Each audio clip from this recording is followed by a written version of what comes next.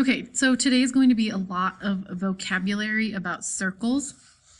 So I'm going to go through a lot of this. This can also, these first couple slides can be found on pages 530 and 530 through 533 in your dynamic ebook. And if you need help finding that or you want to find that, it's in section 10.1, and it's just the online version of the book. Let me know and I can help you find that, and you can just look through these pages. But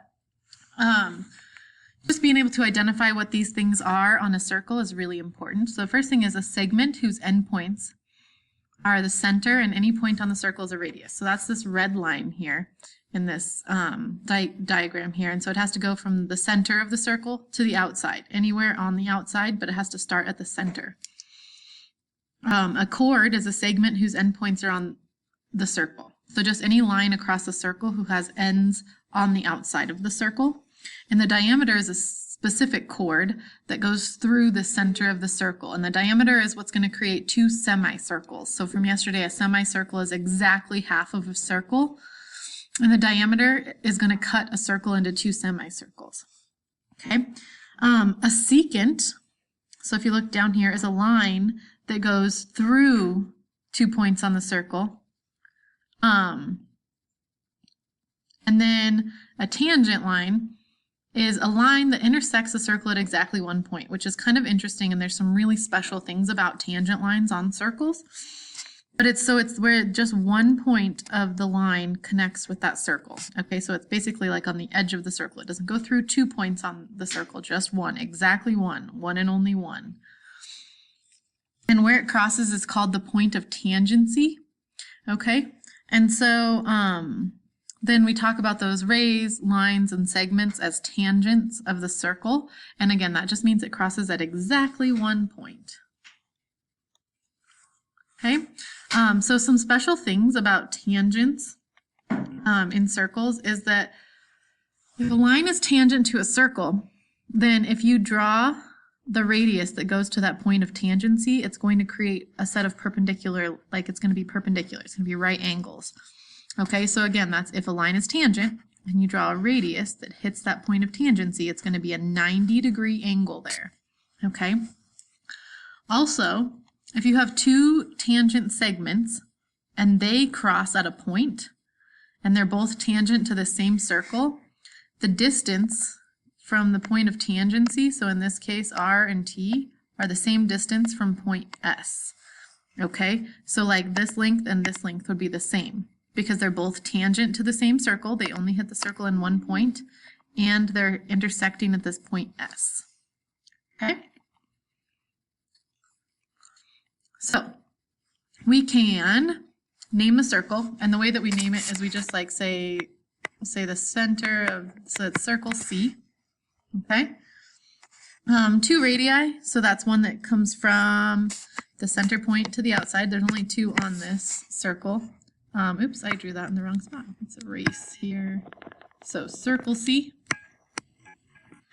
And then we have 2 radii. So we have CA and CD. Those are both radii. Okay, because they're both the radius of the circle. 2 chords. Okay, so that would be HB or BH. And AD would be another one. Okay. AD is also the diameter, though, because it is a chord that goes through that center point. A secant, so a line that extends and goes through in 2 places, would be, I'm going to call it HB. Okay, because H and B is where that line goes through the circle. And then the tangent line on here is line GE or GF or FG or whatever you want to call it. Remember, we can call it as long as you use 2 points on that line. And it's tangent at the point where it crosses, which is the point F. So point F is the point of tangency. Okay, so we have this line BA that is tangent to the circle at point C, or sorry, to circle C at point A. So it's tangent right here, that's the point of tangency. And it asks us to find the value of x, so that's this angle right here. Well, what we have to remember is that if a line is tangent and there's a radii or radius, it's going to be a 90-degree angle there. And we know this angle is 22 degrees. And we know that triangles all add up to 180. So I know that 90 plus 22 plus x equals 180. Okay? So then if we add those together, 90 plus 22, we get 112 plus x equals 180. So x is equal to 68 degrees. Okay? And again, that's because this is really a right triangle, and we're using the fact that we know it's tangent, and so this is a right angle because it's tangent. And then we just use the other two angles in the triangle. Okay? All right, ML and MN are tangent to circle O. So they're both tangent, and they have the points of tangency of N and L. Okay, so we also know these are right angles, so we're just going to label that. And it says to find the value of x. Well, now we can see here that this is a quadrilateral, and even more specifically, it's a kite, because we know these lengths are equal because these are tangent. Okay, so they're equal angles. These are both the radius, so they're the same length. So we have two equal sides, these equal angles, and then these are both tangent and intersect at point M, so we know that LM and NM are congruent as well. So we can do 360 minus all of our angles, so 90 plus 90 plus 117, and that will equal x because we know the total of a quadrilateral's angles is 360. That's from our previous unit. And so if we do that, we're going to take away, and we get that x is equal to 63 degrees. Okay.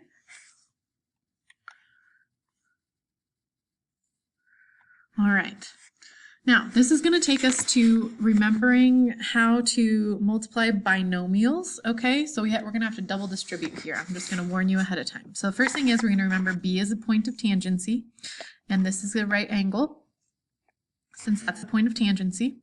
And so that means this is a right triangle, and we can use the Pythagorean theorem. So one leg is r, so I'm going to do r squared plus 21 squared equals r plus 9 squared, because that's the length of this hypotenuse right here.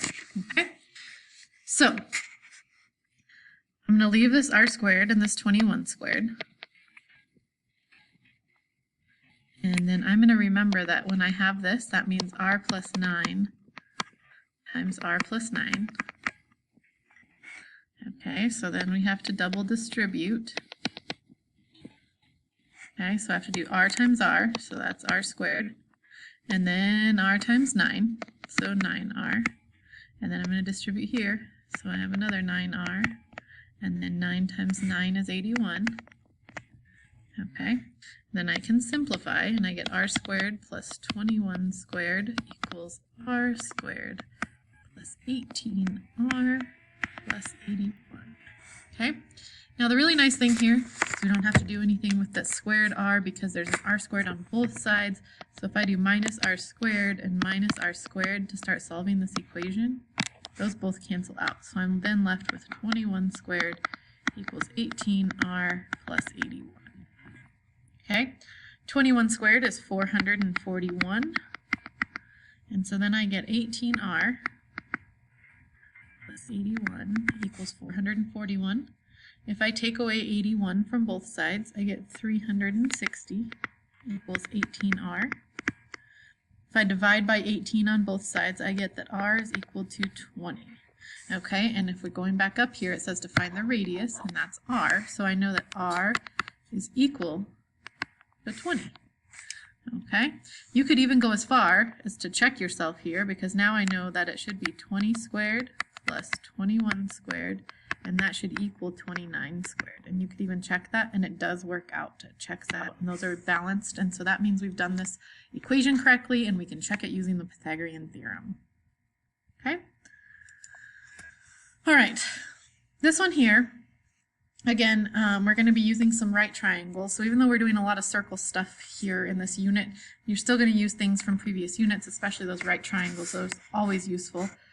So it says a dirt bike chain fits tightly around 2 gears. The chain and the gears form a figure like the one here. Find the distance between the centers of the gears. So that's from here to here. This is the distance I'm looking for. Okay, but right now I have this quadrilateral and I'm not really sure what to do with it. But I do notice that I have right angles up here, and I could also then draw a line parallel to that. And this would also be a right angle. Okay, and so then this line would also be 26.5 inches because it's parallel to that one, and they're intersecting at those same points. And then if this whole thing is 9.3, and I just took away, because it tells me that this right here, sorry, you can kind of see it, is 2.4. So that means that this is 2.4, and if I take that 2.4 away, this other little chunk right here then is 6.9 inches. Okay, so now I have this right triangle. I'm going to trace over it. And I know 2 sides, and I want to know the hypotenuse, because the hypotenuse is going to be that distance between the gears. Okay, so this is going to be my x. That's what I want to figure out. So I'm going to do 6.9 squared plus 26.5 squared equals x squared. Okay, 6.9 squared is 47.61. 26.5 squared is 702.25. That equals x squared. Okay, and then we add those together and get 749.86 equals x squared. Then I want to take the square root of both sides, and I get that x is about 27 point, it's like 3.8357, so we'll say 27.4. So it's about 27.4 inches in between those gears. Okay? And again, we're just using what we know about circles and right triangles and putting them together. Last one here. It says circle C is inscribed in quadrilateral X, Y, Z, W. So looking at this diagram, it's inscribed, and I know that these are all points of tangency because they only touch at one point. Okay? So then what I know is that the distance from like T to W and U to W, because they're both tangent and they both intersect at point W, are going to be the same. So if this is 7, then this will also be 7. And so same thing holds true over here. If XR is 11, then XU is also going to be 11. And if YR is 8, then YS is also going to be 8. And if ZT is 6, then SZ will also be 6. Okay? And so if I add all these together, that's going to be my perimeter. So I'll do 8 plus 8 plus 6 plus 6 plus 7 plus 7 plus 11 plus 11, and that's going to give me a total of 64.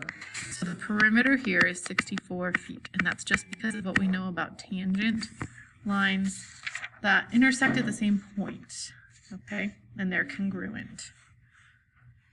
Okay, so go ahead and complete your assignment for 10.1, and please let me know if you have questions.